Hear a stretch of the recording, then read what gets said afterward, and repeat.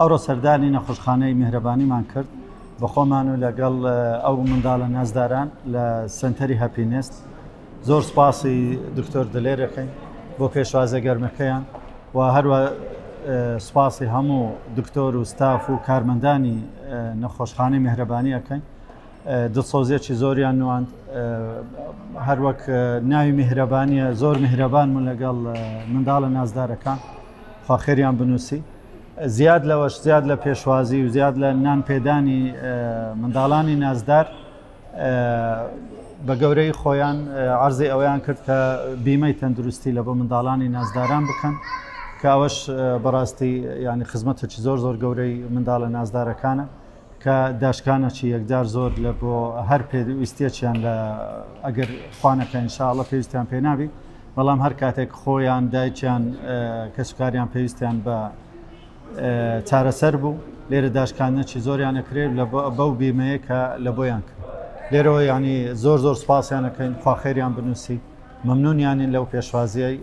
منداڵەکان زۆر دڵخۆش بوون بۆی جەوی نەخۆشخانەیان بینی. زۆر زۆر سپاسدانەکەین.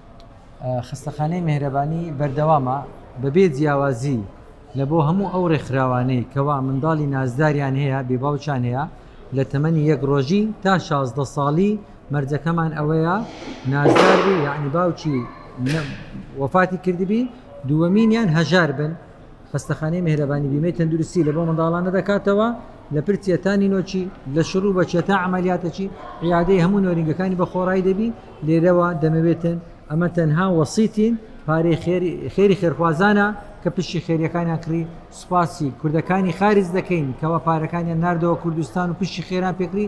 سوپاسی خێرخوازەکانی ناو کوردستان دەکەین کەوا دەعمی سیقیان کرد بە میهرەبانی ئینشاءالله دەستێکی ئەمینە، دەستێکی ڕاستگۆیە لە بۆ خزمەتکردنی ئەو نازدارە هەژارانە و بە دڵنیاییەوە دەرکەمان کرایەوە لە بۆ هەموو ڕێکخراوەکی کە بێتن مەرجەکانمان ئەوەیە نازدار بیتن، بێباوک بی و هەژار بیتن، دەتانی بیمەی تەندروستی لێرە دروست بکەین هەتا وەکو دەبێتە 16 ساڵ ئەمە خزمەتیان دەکەین. ئەوەشی من نییە، ئەوهی ئەو خێرخوازانەیە، ئەمە تەنها وەسیت و ئەمینەچین تکەیدا و 250 نیشانەکە لە نیشانەکانی میهرەبانی کە لە بۆی دروست بووە. زۆر زۆر بەخێر خاربی خاتە تەرازوی کردەوەکانتان ئینشاءالله. زۆر بەخێر، زۆر زۆر مەمنون. جەزاکم الله خێر. بارەکەڵڵا.